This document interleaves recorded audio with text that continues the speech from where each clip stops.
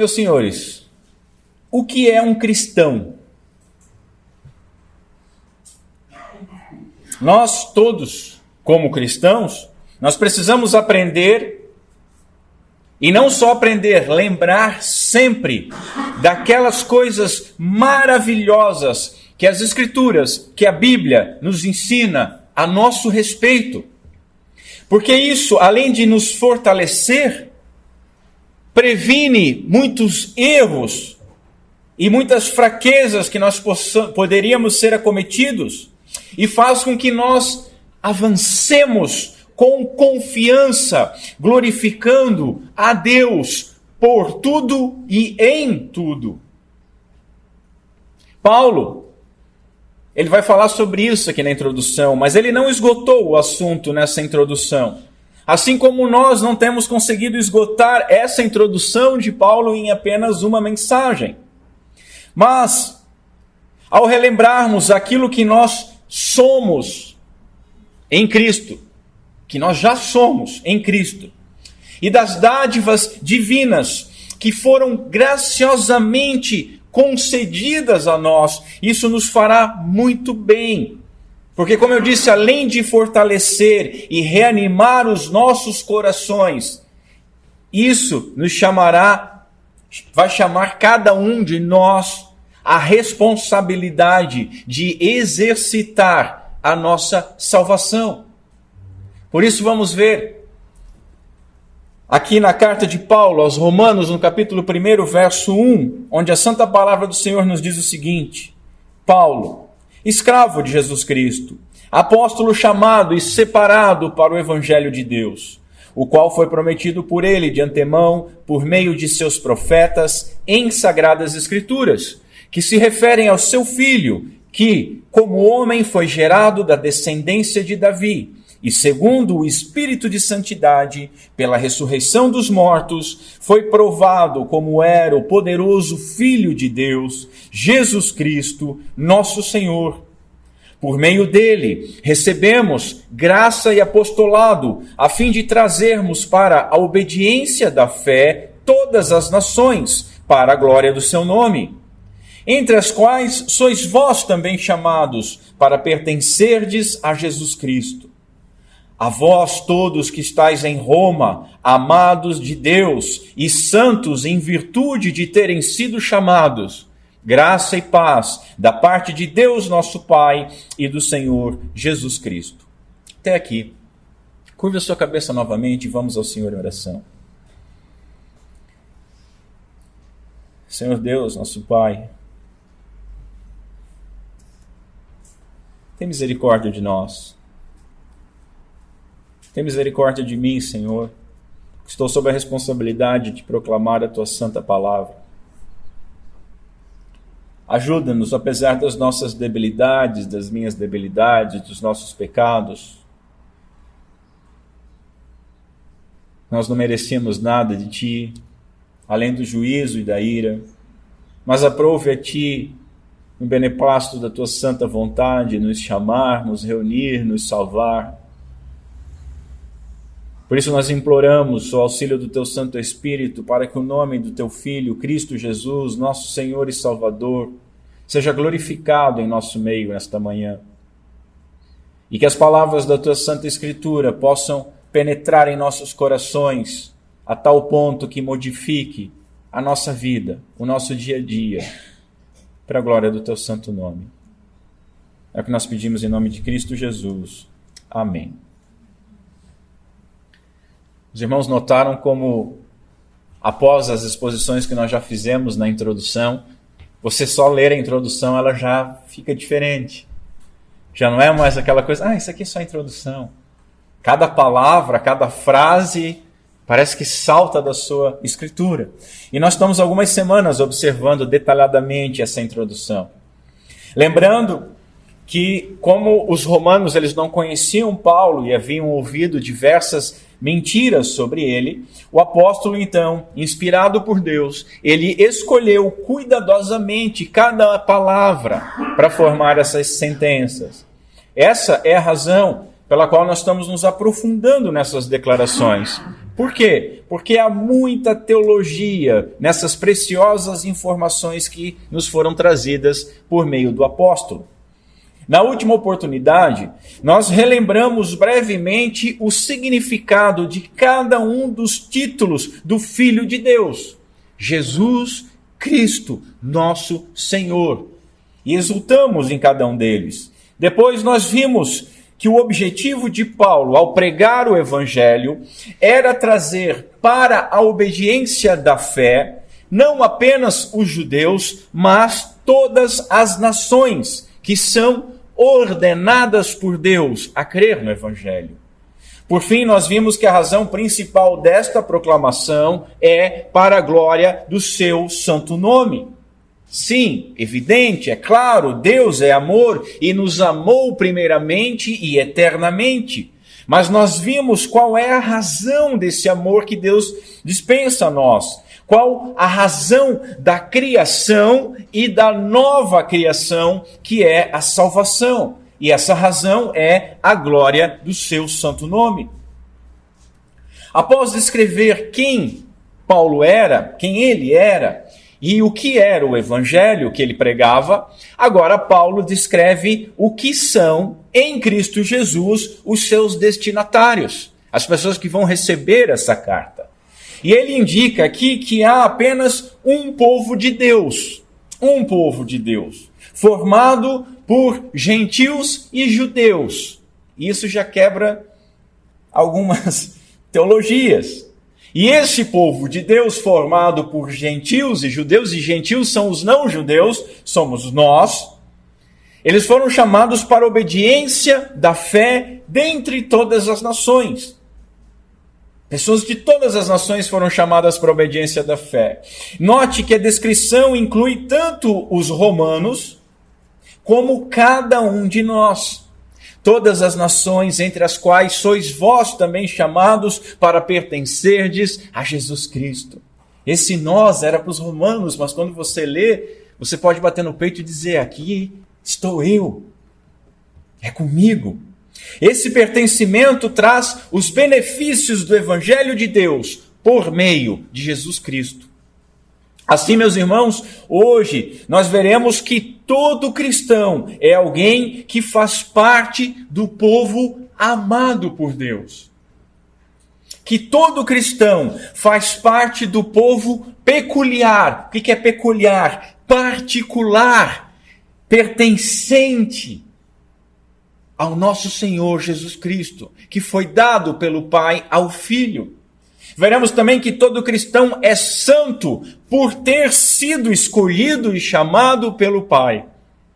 E por fim, que todo cristão é alvo da graça que concede a paz com Deus para a glória do seu nome. E meus irmãos, que o bom Deus nos auxilie com o seu Santo Espírito a penetrarmos nessas verdades. Então, em primeiro lugar, o cristão faz parte do povo amado. Você é cristão? Amém? Então você faz parte do povo amado por Deus. A primeira grande distinção e bênção do cristão é essa, é ser amado por Deus. Nós, meus irmãos, somos objetos do seu grande e imerecido amor. Nós todos éramos inimigos, mas agora em Cristo Jesus nós somos adotados. A cidade de Roma, como a capital do glorioso império, e como qualquer capital hoje em nossos dias, ela era cheia dos mais absurdos pecados e depravações. E não vamos longe, Blumenau nem capital é uma cidadezinha do interior, e também está cheia dos mais absurdos pecados e depravações. Mais à frente nós veremos as descrições que vão desde a metade do primeiro capítulo de Romanos até o capítulo 3 pormenorizadas. Olha ali, ó.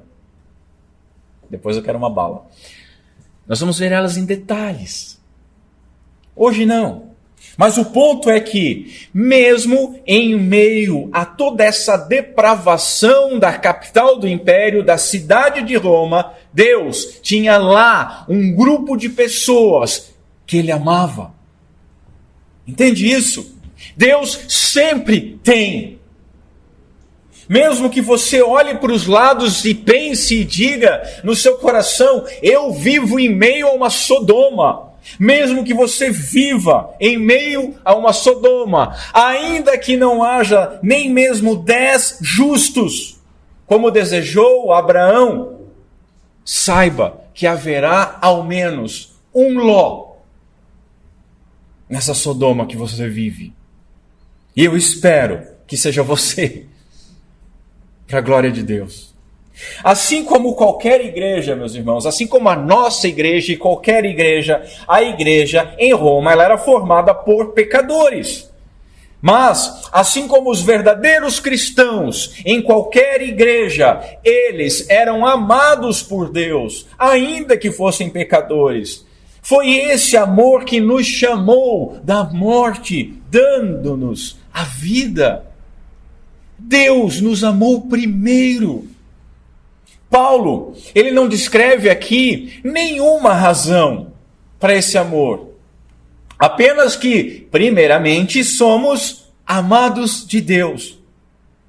O que aprendemos? O crente não é alguém bonzinho, o crente não é alguém santinho, o crente não é alguém nem mesmo bonitinho. Nós não merecíamos absolutamente nada de Deus, além da condenação que paira sobre todos os demais que estão lá fora. Essa mesma condenação era merecida por nós. Mas, meus senhores, foi o gracioso, doce e imerecido amor que nos amou desde antes da fundação do mundo. Ele não começou a te amar quando você nasceu. Ele não começou a te amar quando você se converteu. Ele não começou a amar quando você deu uma oferta ou quando você terminou de ler a sua Bíblia. Mas na eternidade primeira, onde não havia tempo. Assim, nós aprendemos que não há razão alguma para o orgulho, mas apenas motivos para a humildade. Muitos reformados, muitos calvinistas são conhecidos pelo seu orgulho bobo. E eu só posso dizer que nunca foram reformados, nem calvinistas, nem cristãos. Porque se tem uma coisa que não combina é cristianismo e orgulho por ser cristão. O que nós somos, Pai, para que tu ames vermes como nós. O que é o homem? Um teólogo reformado, ele diz sobre essa expressão, amados de Deus, que se nós fizermos um estudo do livro de Romanos em sua inteireza, ele vai revelar que para Paulo essas palavras indicam não só que Deus agora ama os crentes de Roma, mas também que ele os amou desde toda a eternidade e que jamais parou de amá-los em nenhum momento, como nós podemos ver lá no capítulo 8. Sabemos que essa é a visão do apóstolo, pois da forma como ele o vê, a preocupação de Deus por seus filhos é uma corrente inquebrável. Aqueles que ele conheceu, ele predestinou, e justificou, e glorificou. Ele abrange de uma eternidade, a eternidade primeira, antes de haver tempo, a eternidade seguinte. Porque Deus não muda e o seu amor por nós também não muda. É um amor, meus irmãos, que antecede, mas não só antecede, acompanha, que segue o amor da igreja de Roma por Deus, assim como segue o nosso amor pelo Senhor. E naturalmente, mesmo o amor humano por Deus, ele não deve ser visto como uma entidade independente. Porque, relembro, antes amamos, porque ele nos amou primeiro, como João escreve na sua primeira epístola. Portanto, aqueles que eram da igreja de Roma, Assim como nós que somos da igreja aqui em Blumenau, e assim como qualquer grupo ou qualquer igreja que esteja onde estiver, mas acabe me ouvindo, entenda que nós todos só somos igreja porque nós fomos alvo do amor de Deus. Para a glória do seu nome, Ele nos amou e nos retirou do mundo, do domínio do mal e do domínio do pecado. Ele inicia tudo com amor. Deus, que é rico em misericórdia, pelo grande amor com que nos amou, deu-nos vida juntamente com Cristo, quando ainda estávamos mortos em transgressões, pela graça vocês são salvos, escreveu Paulo no 2º capítulo de Efésios. O amor de Deus pela humanidade, Ele ama a humanidade como um todo? Sim, Ele ama. Esse amor de Deus pela humanidade como um todo se chama graça comum. Ele faz o sol lindo como hoje brilhar sobre justos e injustos. Ele refreia o mal, mesmo sobre os injustos. Isso é chamado de graça comum. Mas, meus senhores, o amor especial com que Deus ama aqueles a quem Ele elegeu, e não apenas elegeu, mas chamou, é um amor redentivo, tendo propósito eternamente definido. E qual é o propósito dessa redenção predestinada? A adoção. O propósito é de nos adotar. E tem a santificação como alvo. O alvo da nossa salvação é que nós sejamos santos, e que sejamos santos como Deus é santo. E tem a glorificação como fim eterno. Quando nós fomos glorificados, santificados de uma vez por todas, libertos de uma vez por todas, não só das nossas lágrimas e dores, mas principalmente dos nossos pecados. Para a glória do seu nome. Crente, meu irmão crente, você sabia que é amado por Deus Pai, como Jesus Cristo é amado? Você sabe disso? Senão hoje é o dia para aprender. Deus ama você, crente, assim como Ele ama Cristo Jesus.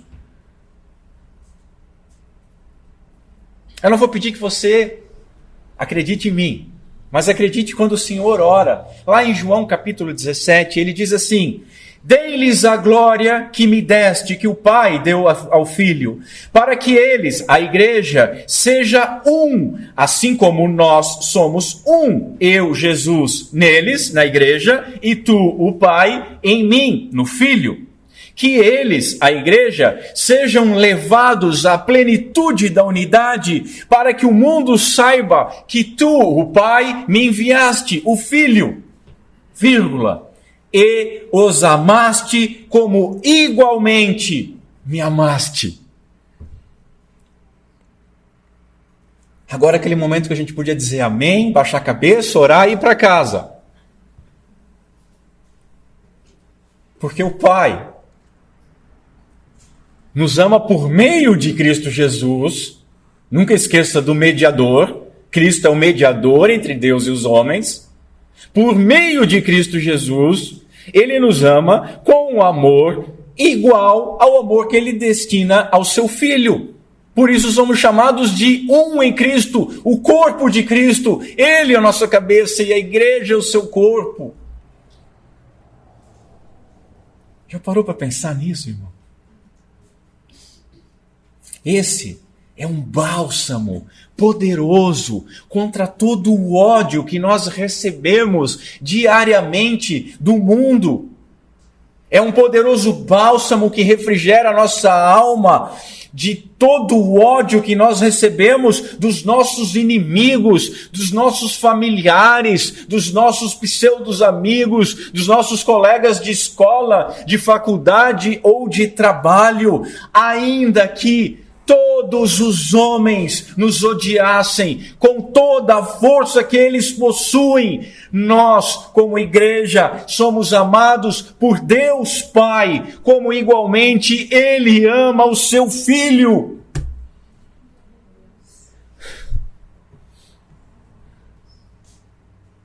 O que o ódio do mundo pode te fazer, meu irmão? Quando Cristo diz que nós estamos nas mãos do Pai, de lá ninguém pode nos tirar. Quando nós somos chamados de menina dos olhos de Deus, a coroa da criação, da nova criação. Seguramente, afirmou Lloyd Jones, todos nós devemos concordar que a maior dificuldade que nós temos como cristãos é que nós não captamos bem estes termos, não os assimilamos, não os entendemos. Vocês veem como é importante que nos demoremos nestas instruções?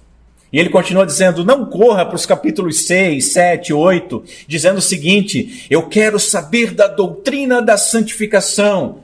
Meu caro amigo, se você tão somente compreendesse como devia, que é amado por Deus, como Ele amou o seu Filho, você aprenderia a lição mais importante a respeito da sua santificação, sem necessidade de ir mais longe. Então, meus irmãos, essa é a primeira verdade sobre os crentes, sobre a igreja, sobre os cristãos. Nós somos amados de Deus.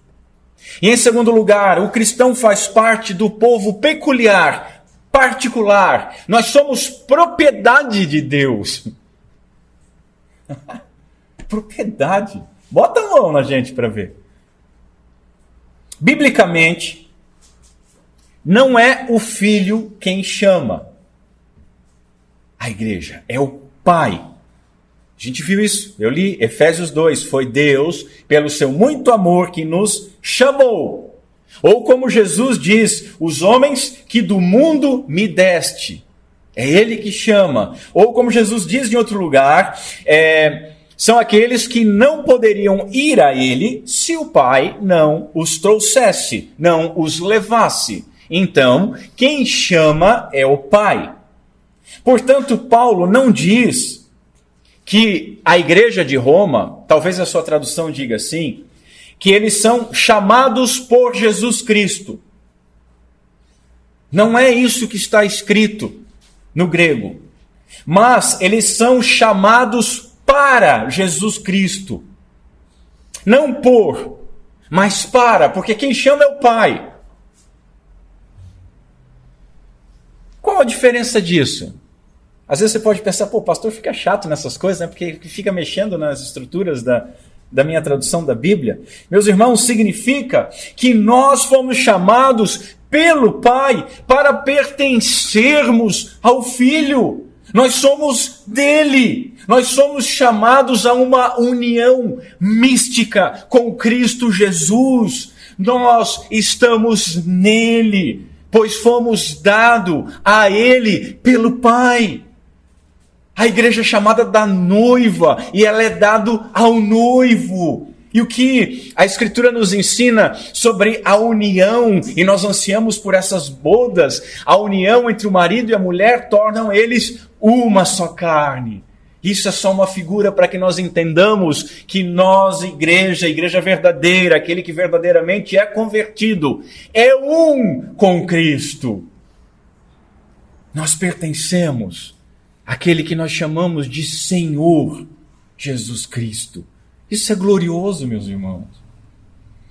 Igreja, esse termo, eclesia, vem de uma palavra grega derivada de um verbo que significa chamar. Chamar. E a esse chamar é juntado a um prefixo que significa para fora de. Então, chamar para fora de alguma coisa. Isso é igreja. Todos nós crentes, nós fomos chamados para fora do mundo, para sermos inseridos na videira verdadeira e sermos um com Cristo. Nós fomos chamados para fora da escravidão, do pecado, para pertencermos a Jesus Cristo. O crente, aquele que professa uma fé sincera, que tem uma profissão de fé sincera, essa profissão de fé sincera, ela é demonstrada por uma conduta coerente com essa profissão de fé. Dito diferente, a igreja é uma comunidade obediente ao Senhor Jesus Cristo, como nós aprendemos em Atos dos Apóstolos, capítulo 2, verso 42, perseveravam nos ensinos, na obediência. E daqui surgem duas aplicações, meus irmãos. Primeira, nós, se somos cristãos, de verdade, nós não pertencemos mais ao diabo. Eu fiz isso porque o diabo... Não. Você fez porque é sem vergonha. Acabou essa história. Nós não pertencemos mais a este mundo. Mas todo mundo faz. O caminho largo vai de manada para o abismo. Nós não pertencemos. Mas assim é muito difícil. É difícil, por quê? Porque nós fomos chamados para o caminho estreito. E nós não merecíamos estar ali. E nós não conseguiríamos caminhar neste caminho se o Espírito Santo de Deus não nos movesse. Entende isso? E há dentro da igreja muito mundanismo. Coisas que nós temos que estudar na escola teológica, que temos que estudar bastante, porque nós fomos acostumados a pensar, o nosso imaginário está contaminado pelas coisas do mundo e nós nem nos damos conta disso. Só um exemplo. Eu vim para te adorar. Não. Isso é mundo. Individualidade. Você e Deus. Nós viemos para glorificar o nosso Pai. Comunhão. Se eu e Deus, fica em casa. Você e Deus em casa. Por que nós nos reunimos e fomos mandados nos reunir? Para que, unidos, comunguemos com o nosso Senhor. Segunda aplicação, nós não pertencemos mais a nós mesmos. Assim, nós não podemos viver como nós quisermos. Eu acho que é assim, meu amigo. O inferno está cheio de gente que acha. Cheio. E vai ficar mais cheio ainda, porque ele não se satisfaz. Você não acha nada. Crente não acha nada. Mas o meu pastor mandou ou disse que era assim. Pastor não acha nada. Pastor não fala nada. O que fala conosco é o Espírito Santo de Deus por meio das Escrituras Sagradas. Eu sonhei. Come menos antes de dormir. Eu ouvi. Vai lá fazer um teste. Talvez você está com um zunido no ouvido, o princípio de labirintite. Você vai ouvir um monte de Deus nas Sagradas Escrituras, quando você lê, quando você desligar a sua TV, quando você sair da internet, quando você parar de fazer as coisas que você gosta e começar a gostar das coisas que você precisa e que nos foram dados por graça. Paulo, meus irmãos, ele não está falando de um chamado universal aqui. Ele está falando de algo específico.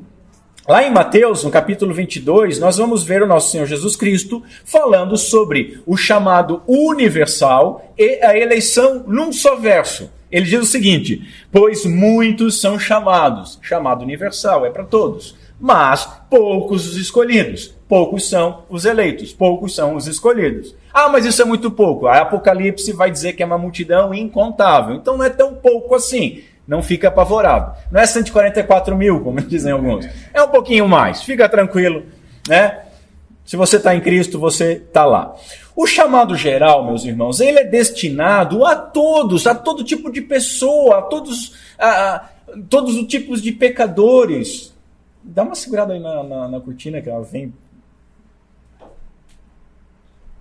Todos os tipos de pecadores, todos os homens terão de ouvir. Todos terão de ouvir. É sobre isso que Paulo está falando. Somos chamados pelo Pai e entregues, a Jesus Cristo pelo Pai. Ele que nos entrega. Ele que nos escolheu antes da fundação do mundo. Lembram? Adão e Eva.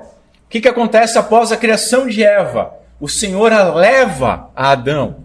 Por que no casamento o pai vem trazendo a noiva? O pai traz a noiva para se unir ao noivo, o pai da noiva, né? E o nosso Pai, como noiva de Cristo, Ele nos chama e nos leva e nos entrega ao noivo. Noivo que disse, todo poder me foi dado nos céus e na terra. Que morreu e a morte não tem mais poder sobre ele. Que coisa gloriosa, irmãos. E quando Deus nos chamou, e eu amo essa expressão, Ele nos chamou de maneira eficaz. O chamado de Deus, nós ficamos dizendo aqui, arrependa-se, arrependa-se, arrependa, igual um batistaca, igual alguém batendo com martelo na bigorna.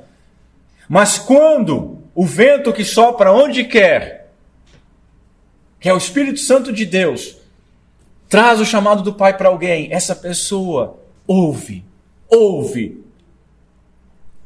É irresistível. Ele nos chamou de maneira eficaz, de forma que pela soberana graça de Deus e o poder do Espírito Santo, nós respondemos favoravelmente a esse chamado que é irresistível. Então você está dizendo que a gente vai à força? Não!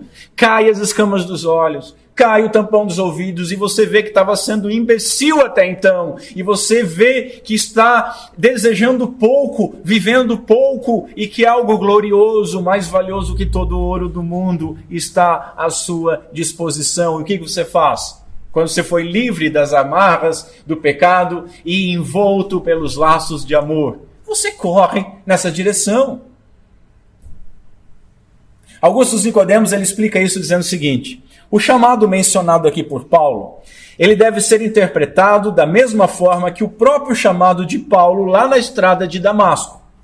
Quando Deus apareceu a Paulo, os dois não tiveram uma conversa amigável que envolveu saudações gentis, que envolveu um aperto de mão e uma oferta da parte de Deus que poderia ou não ser aceita por Paulo. Olha, muito bem, você...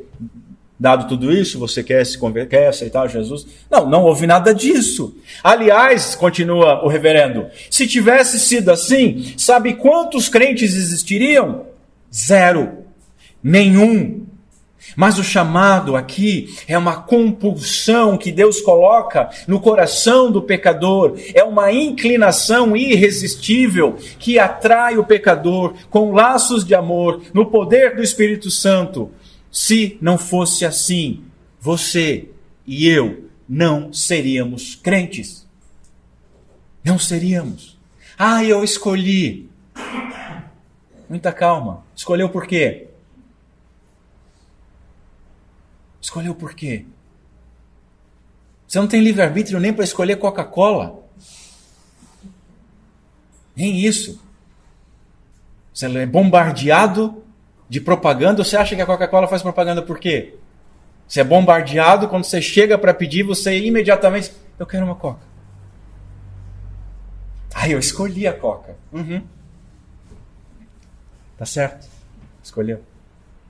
Se você pudesse escolher para começar, você não ia escolher algo que é totalmente venenoso. Primeira coisa. Né? Mas deixa quieto. Nós somos, irmãos, atraídos e atados a Cristo com laços de amor. Atados, amarrados com um laço de amor. Sabe, quando você compra um carro, se você tiver a experiência de comprar um dia um carro zero, amém? Você vai na concessionária e eles colocam... não é que eu comprei não, tá, irmãos? Eu tenho uma vaga lembrança de um passado distante.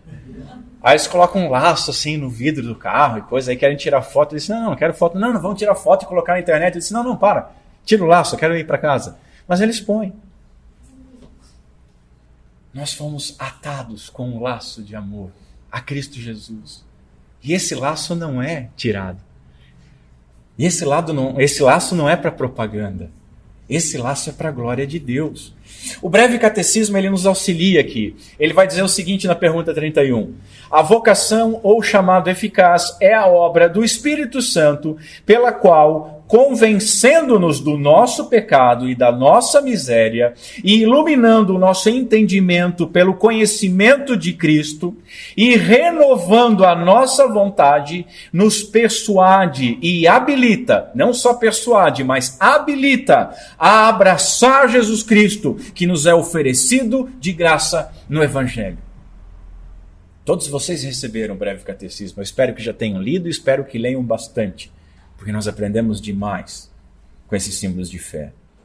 Veja, Paulo diz, chamados para pertencerdes a Jesus Cristo, a vós todos que estáis em Roma, amados de Deus e santos em virtude de terem sido chamados. A mesma palavra 2 vezes.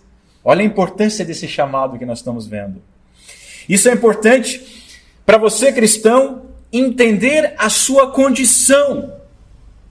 E para você que não é cristão que está me ouvindo, para que você deseje essa condição. O que é um cristão? Primeiramente, é alguém chamado. Observe o que o Senhor diz. Eu não vim chamar justos, mas pecadores ao arrependimento. Não é maravilhoso isso? Olha, você cristão, você é um pecador. As pessoas ficam bravas que eu chamo a igreja de pecador. Eu sou o principal pecador dessa comunidade. Nós somos pecadores. Agora veja, você é um pecador que foi amado e chamado por Deus para pertencer a Cristo Jesus. Aleluia!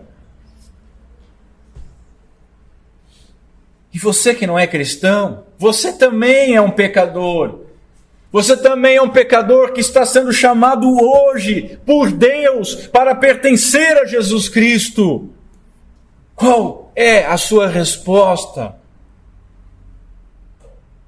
Os crentes, pelo poder do Espírito Santo, através da pregação, eles obedeceram à ordem do Evangelho. E qual é a ordem do Evangelho? Nós vemos em Atos capítulo 17, Paulo dizendo, no passado, Deus não levou em conta essa ignorância, mas agora Ele ordena que todos, em todo lugar, se arrependam. Essa é a ordem do Evangelho. O Evangelho é uma boa nova que traz uma ordem. Qual é? Que todos se arrependam. Você crê nisso, meu irmão?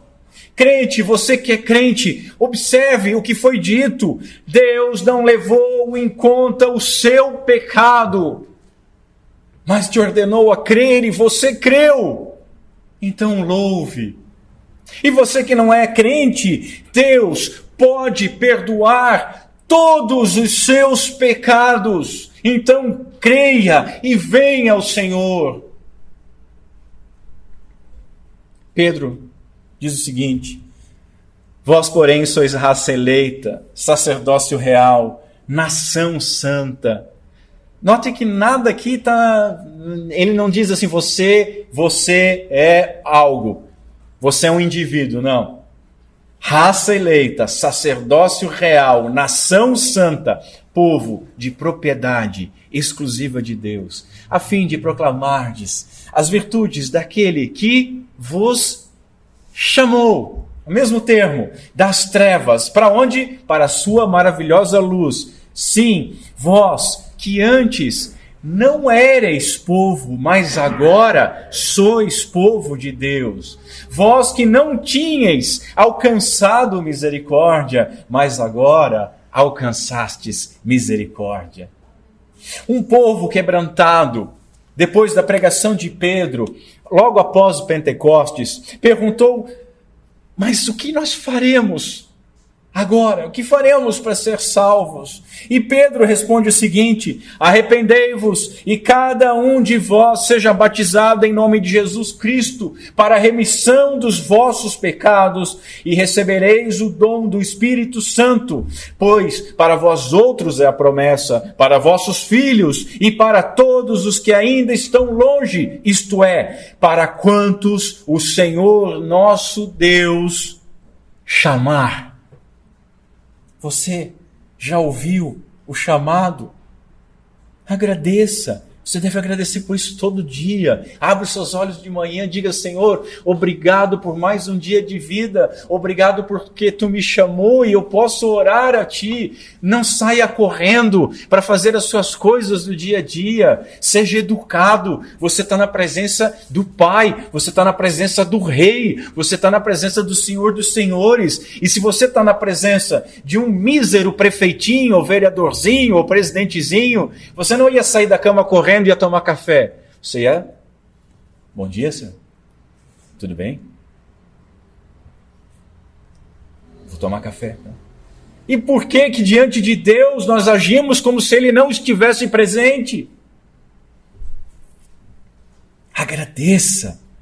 Ah, mas eu ouvi apenas hoje esse chamado. Glória a Deus! Então venha Jesus Cristo, mas venha sem demora, porque o dia da graça se chama hoje e nós não sabemos quanto tempo ainda resta.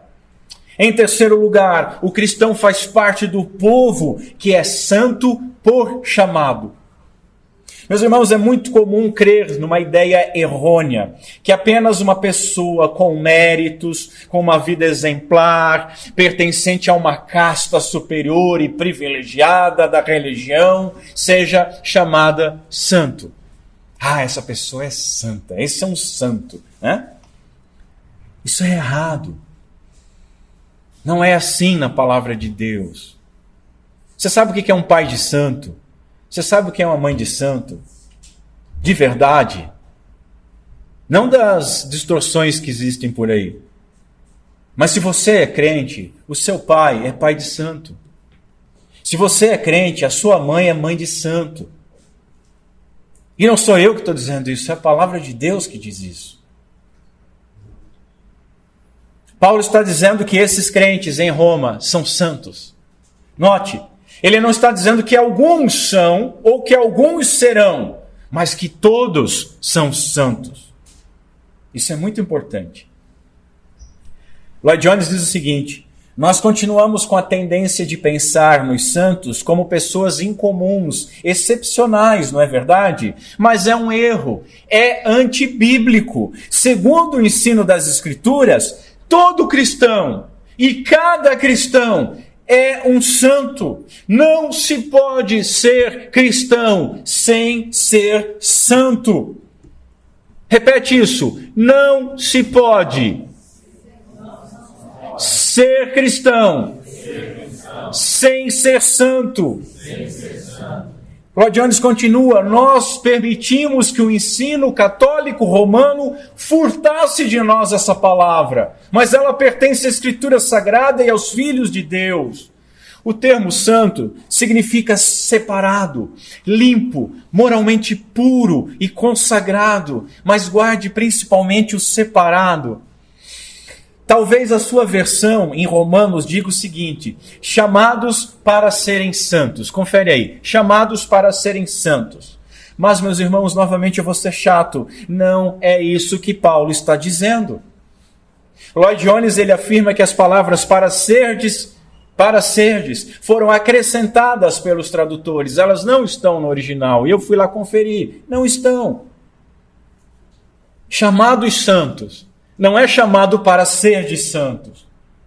Sublinha na sua Bíblia, bota entre colchete. Chamado santo. Biblicamente, é óbvio, nós sabemos que nós, todos os crentes, fomos chamados para a santificação. Porque em outro lugar, o mesmo Paulo diz o seguinte: porque não nos chamou Deus para a imundície, mas para a santificação. Então, nós fomos chamados, olha o termo, chamados, vocacionados, chamados irresistivelmente para santificação. Tá. Mas não é isso que Paulo está dizendo aqui na introdução. Aqui Paulo está dizendo que os romanos, eles são cristãos e por isso eles já são santos. E por que eu estou falando isso? Por que isso importa para nós hoje? Porque, meus irmãos, ainda que nós estejamos num processo contínuo de santificação, hoje nós já somos santos. E nós temos que entender isso. Paulo está informando aos cristãos o que, pela graça, eles são agora. Santos, agora. Nós não seremos santos algum dia. Nós não seremos santos somente no final da nossa jornada. Nós já somos santos no presente. Ser santo, meu irmão, é ser separado. Eclésia, tirado do mundo. Ser santo é ser separado. E a gente viu que, numa ministração passada, toda separação, ela envolve duas ações. Quais são essas duas ações? Quando nós somos separados de algo e somos separados para algo. Correto? Ninguém separa, eu separei. Por quê? Eu separei. Não, você separa com uma intenção. Então você separa de algo com uma intenção para algo. Antes nós estávamos separados de Deus. Separados dele. Havia um abismo entre nós e Deus. Mas agora nós fomos separados por Deus. Retirados deste mundo caído. Porque Ele nos reconciliou com... não é a gente que se reconcilia. Ele nos reconciliou consigo mediante a obra de Cristo Jesus. Antes, nós não nos importávamos com a sua glória, mas hoje nós vivemos para ela. Fomos separados de um estado decadente para um estado ascendente, chamados santos. Veja, ainda não nos tornamos santos, assim como nós somos declarados justos. Lembram?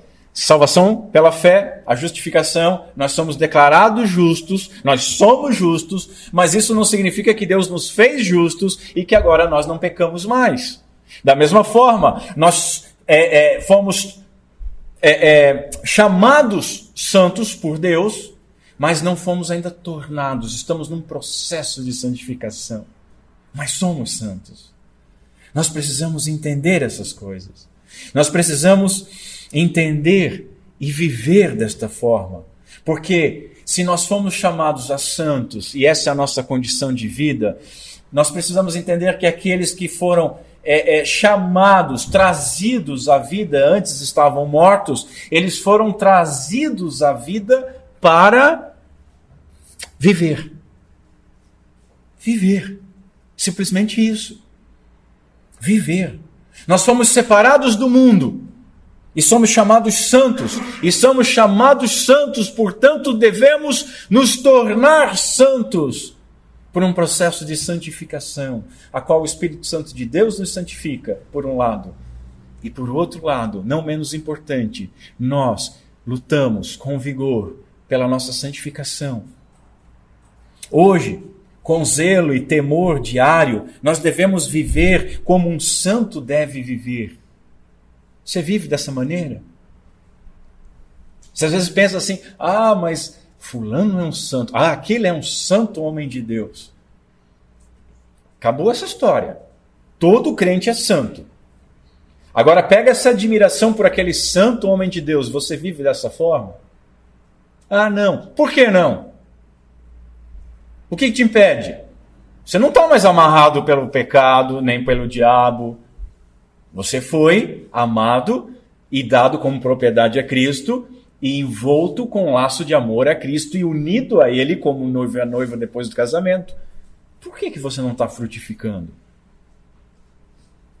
Enquanto nós vivermos neste mundo, meus irmãos, nós continuaremos sendo pecadores. Tanto que o nosso Senhor nos ensinou a orar diariamente pelo pão de cada dia e pelo perdão dos nossos pecados. Todavia, nós não somos mais escravos do pecado. É isso que João fala na sua primeira carta, que o Filho de Deus, que o crente não peca, ou seja, não vive pecando. Porque ele mesmo diz lá que nós pecamos, e quem diz que não peca é mentiroso. Mas o que acontece? Nós não somos mais escravos, nós não pecamos mais e nem aí. Nós não pecamos e vamos dormir como se nada tivesse acontecido. Não, quando nós pecamos, nós sentimos a vergonha, a dor, asco de nós mesmos. porque recebemos uma roupa pura e limpa do Senhor, como a nossa mãe nos vestia quando nós éramos pequenos, e colocava uma roupinha e dizia: não vai na rua, que você vai se sujar, e aí eu vou ter que te bater. O que a gente faz? Recebemos vestes novas e fomos advertidos: não vão para o mundo, que vocês vão se sujar. Lá vamos nós correndo, escorregamos, caímos de bunda, viemos todo sujo de lama. O Senhor diz: muito bem, eu vou renovar essas vestes, mas você vai passar por uma disciplina. É isso. É isso que acontece. Nós não podemos ser crentes e continuar pertencendo a Satanás. Ser cristão é ter sido removido do reino das trevas e transferido para o reino do Filho de Deus.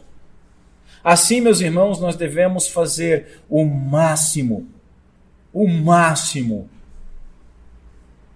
E note, você sabe que eu não prego desse jeito, né? Seja tal coisa. Por quê? Porque nós não podemos ser tal coisa.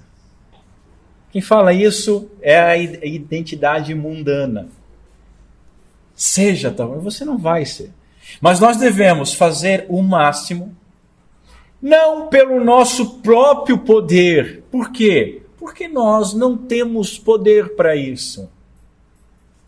Irmãos, o Evangelho é maravilhoso porque ele glorifica a Deus totalmente e não deixa nada, nem uma vírgula, nem eu aceitei Jesus para que o homem se glorie. É tudo no Senhor. Então o nosso processo de santificação, nós devemos fazer o máximo. E qual é a primeira coisa, o maior esforço que nós devemos fazer? Nos curvar diante do Senhor e clamar para que o Espírito Santo de Deus nos conduza em santidade, porque em nós mesmos não possuímos poder algum para nos santificarmos.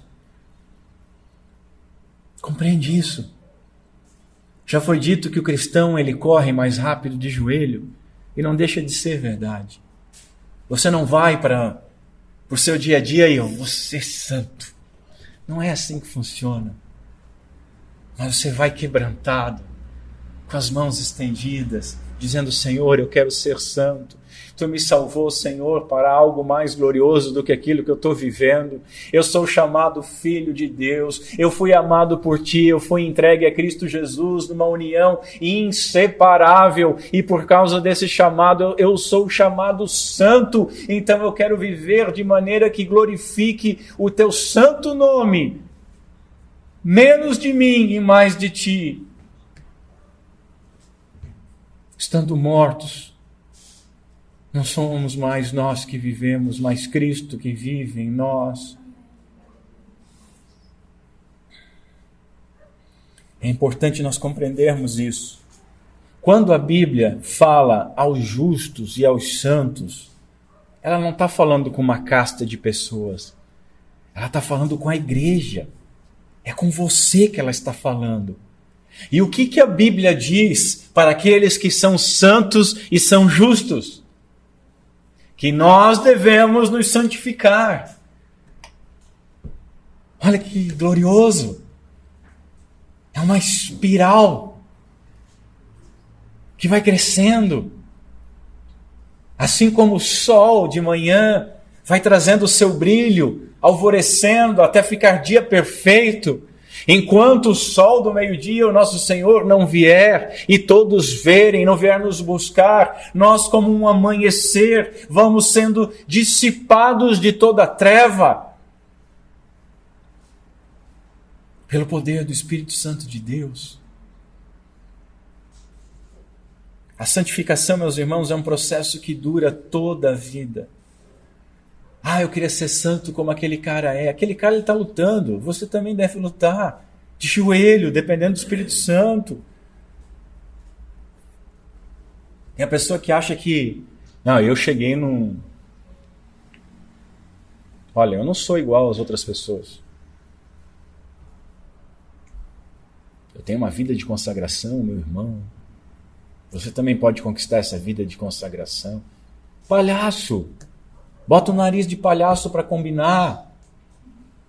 Ninguém chegou.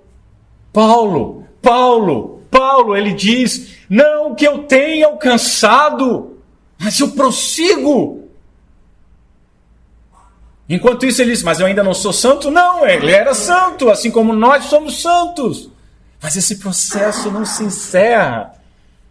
A glória é você acordar e olhar para o dia de ontem e dizer, Senhor, eu não quero ser tão pecaminoso como ontem. E você ir deitar e, Senhor, obrigado, porque eu avancei 1 milímetro, mas avancei neste caminho.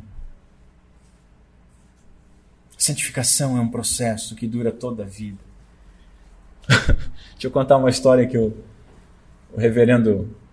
Eu vou ter que cortar minha pregação, então agora eu estou com liberdade. O reverendo Josafá contou uma história que acho que o Joel Bick contou para ele a respeito de Charles Spurgeon. Charles Spurgeon estava atendendo no seu gabinete e um rapaz quis falar com ele. Aí ele disse, não, vamos falar. Ele atendia. Aí entrou aquele jovem, mancebo, peitinho estufado, cheio de si. E aí sentou e o Spurgeon, muito calmo, olhou para ele e disse, fala, meu filho.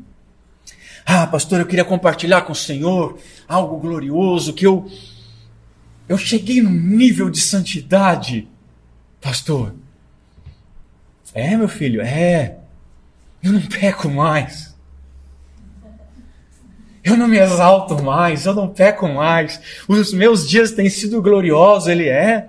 E ele com um copo d'água, tomando. É mesmo? É. Você não peca? Não. E ele pegou aquele copo d'água e tchuf, na cara do santo. E o santo, que é isso? Você não peca mais? Vamos continuar a conversa agora.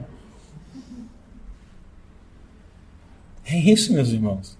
A santificação é um processo que dura toda a vida. Se alguém chegar no seu lado e dizer que ele é um santarrão, dá um passinho para o lado, porque pode cair um raio do céu em cima desse cara e pode te chamuscar. Deixa ele na santarrice dele e vá pelo teu caminho de santificação, devagarinho, dia após dia, com humildade, dizendo, eu sou santo. Por quê? Porque eu fui chamado santo, mas eu continuo sendo pecador. E a vida que eu quero viver, eu ainda não consigo viver, mas eu luto por esse objetivo.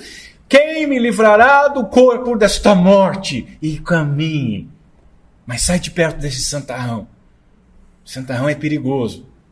A gente não sabe a plenitude da força que desce um raio desse aí, ainda vai dar problema para você. Somente o crente obedece. Eu tenho falado isso constantemente. Somente o crente obedece. Cara, quase diz um aleluia. Mas somente o que obedece é crente. Ah, é verdade. Somente o crente obedece. Você é crente? Você só é crente se obedece.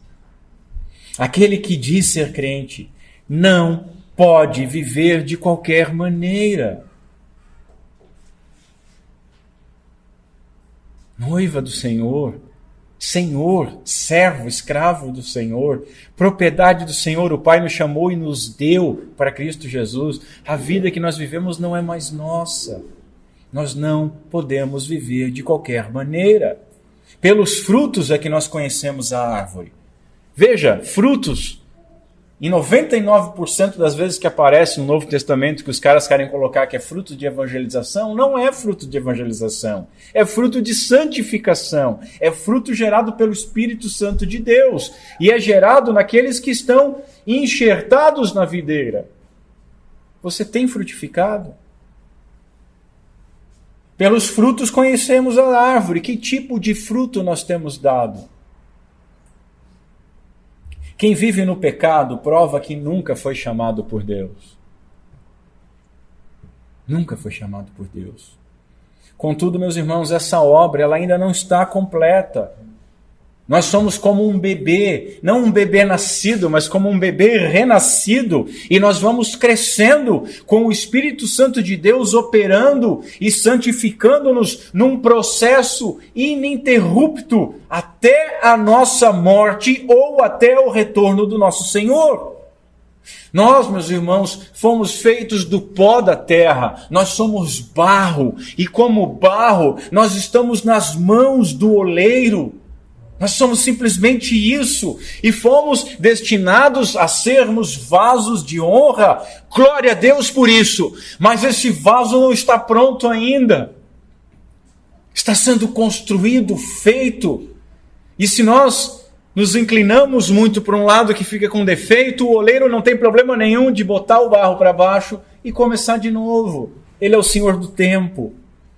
Nós, como uma criança, que desde o ventre da sua mãe é uma pessoa, nós somos, desde o nosso novo nascimento, santos, mas ainda não completos, assim como aquela criança não está ainda completa e vai crescer. Como o dia, desde o alvorecer, vai clareando mais e mais, assim, meus irmãos, nós vamos sendo feitos santos diariamente. Como Deus é santo. Eu amo esse texto aqui de 1 João. Amados, agora somos filhos de Deus. Eu amo isso. Eu amo demais. Amados, agora somos filhos de Deus. Vírgula. E ainda não se manifestou o que haveremos de ser. Olha a glória da esperança. Quando a gente olha para a igreja,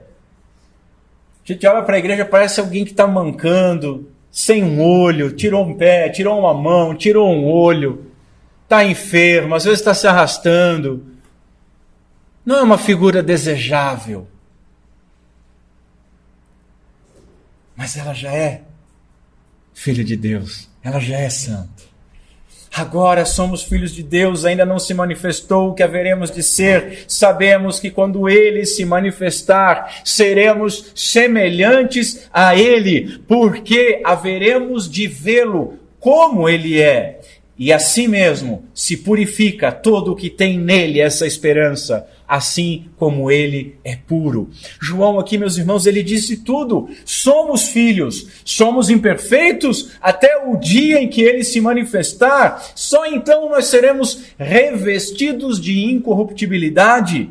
Até lá, nós desenvolveremos a nossa salvação com temor e com tremor, purificando-nos, pois nós temos essa esperança. O apóstolo disse tudo, quem tem essa esperança se purifica. É o mesmo apóstolo que recebeu a revelação de Apocalipse, que no capítulo 28 tem as palavras do Senhor dizendo o seguinte: continue o injusto fazendo injustiça, continue o imundo ainda sendo imundo, o justo continue na prática da justiça e o santo continue a santificar-se. Glória a Deus. Que bela aplicação, meus irmãos. Você é crente, você é santo, igual aos santos, os crentes de Roma. Mais do que isso, você é santo, igual ao apóstolo Paulo. Não há diferença porque a graça é a mesma. Fomos amados por Deus, chamados por Deus e feitos santos por Deus. Não somos crentes por causa dos nossos esforços, mas pela graça imerecida, pelo amor do Pai que iniciou tudo. E ainda que nós não estejamos completos, sabemos que aquilo que Ele começou, toda boa obra, Ele levará até o fim, Ele completará. O Hernandes Dias Lopes diz o seguinte: o chamamento não é fruto da santidade, ao contrário, a santidade é fruto do chamamento. A santidade é tanto uma dádiva quanto uma exigência. Uma outra aplicação que nós podemos fazer é que esse chamado, então, conduz à santidade. Sendo a santidade uma dádiva de Deus, Ele nos dá, louvemos ao Senhor. E sendo a santidade uma exigência de Deus, clamemos por auxílio, com fé, lutando por ela, porque nós sabemos que quando nós pedimos algo que nos foi prometido, sabemos que seremos atendidos. Deus se alegra e se regozija em nos conceder as suas promessas, e nós devemos pedir por elas. Você já pediu para ser mais santo? Você já pediu para continuar sendo feito santo? Você já pediu ao menos para ser despertado ao esforço de um vigor para ser santo? Meus senhores, não há proveito algum em ser chamado de santo se na verdade nós não formos. Paulo fala que a salvação é pela graça, contudo, ele não está oferecendo uma graça irresponsável, uma graça daquela que diz assim: eu sou eleito, eu posso viver como quiser. Eu sou salvo por graça, então eu posso viver como quiser. Não, crer é passar de uma troca total de senhorio, total. Quem diz ser crente, sem estar debaixo do senhorio de Cristo Jesus, na realidade, permanece ainda escravo do pecado. Eu teria ainda a quarta parte para falar, e eu vou deixar para a próxima oportunidade, onde nós vamos ver que o cristão é alvo da graça, que concede paz com Deus, para a glória do seu nome. Graça e paz. Só tem essa paz quem recebeu essa graça. Portanto, meus queridos irmãos, o que nós vimos hoje é que